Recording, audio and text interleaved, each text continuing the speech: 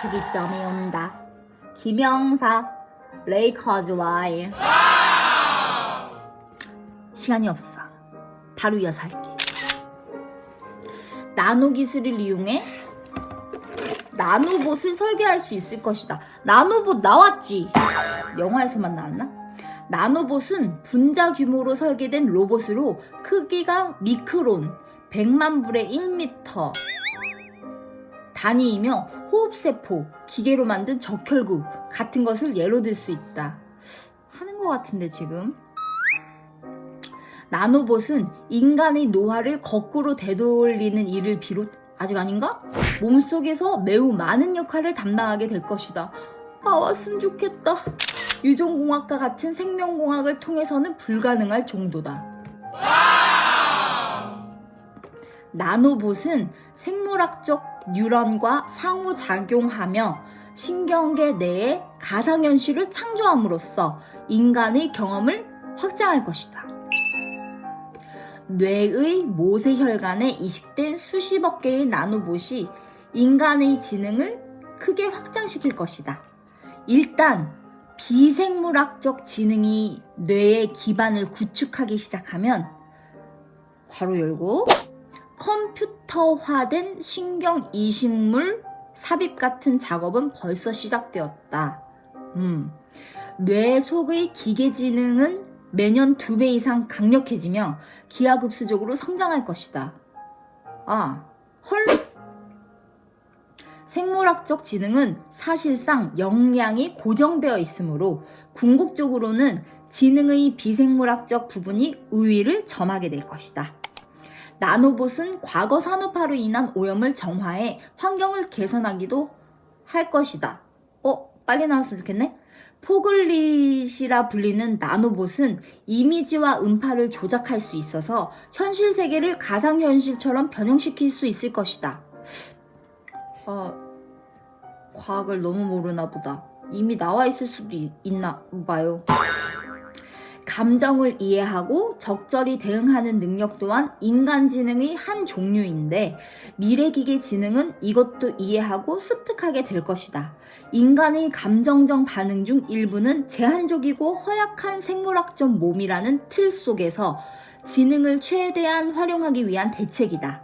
미래의 기계 지능도 몸을 가지고 가령 가상세계에서는 가상의 몸, 실제 세계에서는 포글릿을 이용한 투사, 세계와 상호작용할 것이다.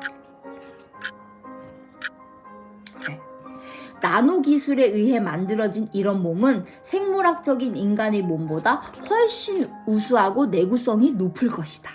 따라서 미래 기계 지능의 감정적 반응 중에서 일부는 그들이 막강한 물리적 역량을 제대로 반영하기 위해 새로운 형태를 취할 것이다. 신경계 내의 가상현실이 해상도와 신뢰도 면에서 실제 세계와 다를 바 없게 되면 우리의 경험은 점차 가상환경으로 옮겨갈 것이다.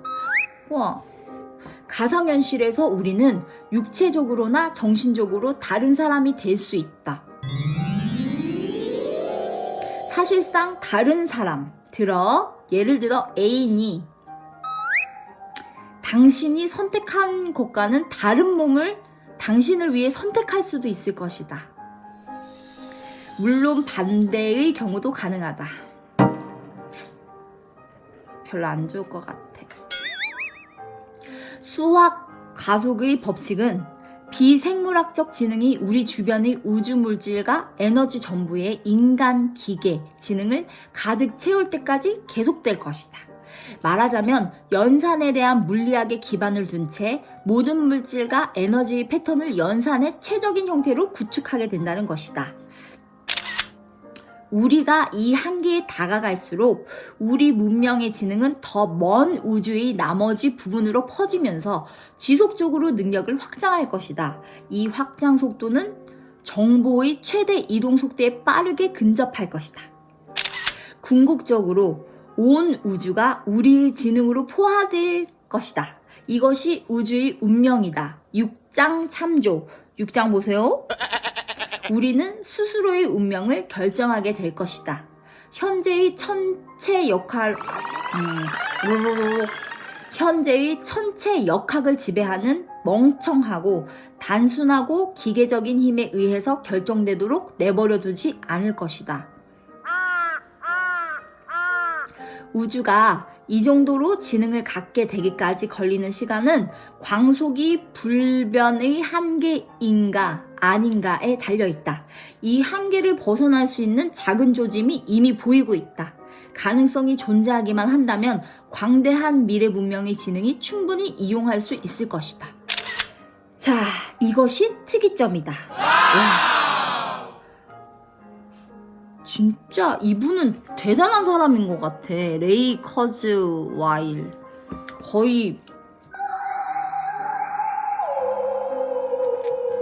정말 미래를 정말 똑똑한 사람인 것 같군요.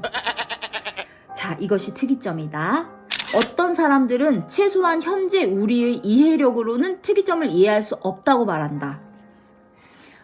지금은 그때보다 12년이 흘렀으니 이제 이해할 수 있다고 할 수도 있겠다. 몰라. 난 이해 못하겠어.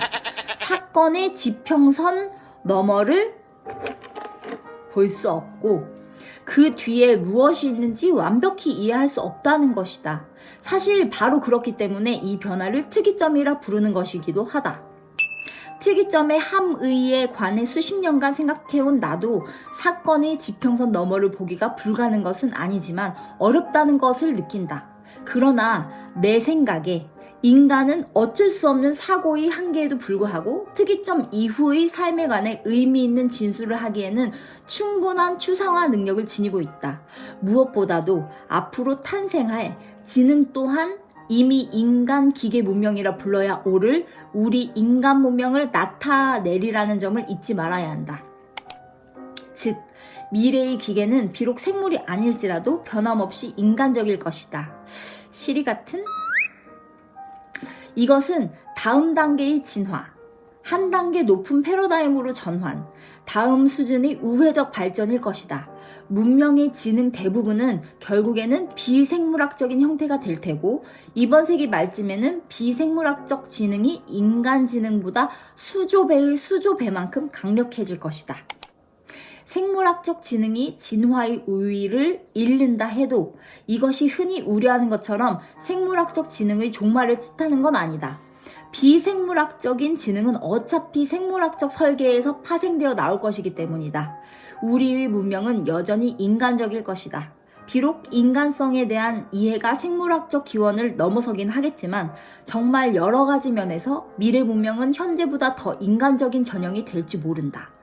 많은 사람들이 인간 지능을 능가하는 비생물학적인 지능의 출현에 대해 우려를 표명했다. 9장에서 본대요. 9장 보세요. 그런 사람들에게는 뇌를 다른 사고 기판들과 연결하여 인간 지능 역시 강화될 수 있다고 말해주어도 별 소용이 없을 것이다. 게다가 기술을 통해 강화되지 않은 채로 미래에도 지금처럼 지능의 먹이사슬 꼭대기에 군림하고 싶어하는 사람들도 있다. 생물학적 인류 관점에서 보면 초인적인 지능은 인간의 필요와 요구를 만족시키는 충실한 하인이 되는 게 바람직할 것이다. 그러나 널리 존중받는 이 생물학적 유산들의 바람을 들어주는 일은 특이점이 가져올 어마어마한 지능의 할 일들 중 극히 사소한 부분에 불과할 것이다. 읽었는데 무슨 말인지 잘 모르겠지만 지금 이렇게 영상 찍은 걸 여러 번 반복해서 내가 봐야 될 것 같아. 그래야 이해가 갈 것 같아. 특이점이 온다.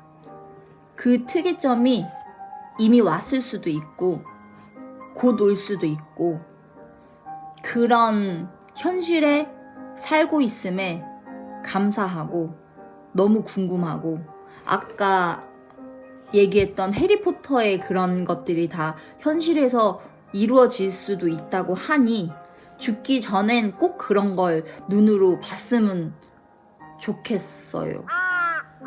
왠지 이번 편은 반말이 안 나오네. 특이점이 온다. 김영사. 이거 진짜 괜찮은 책인 것 같으니 한번 읽어보세요. 그리고 이상한 토끼 구독! 앨리슨의 토끼 구독!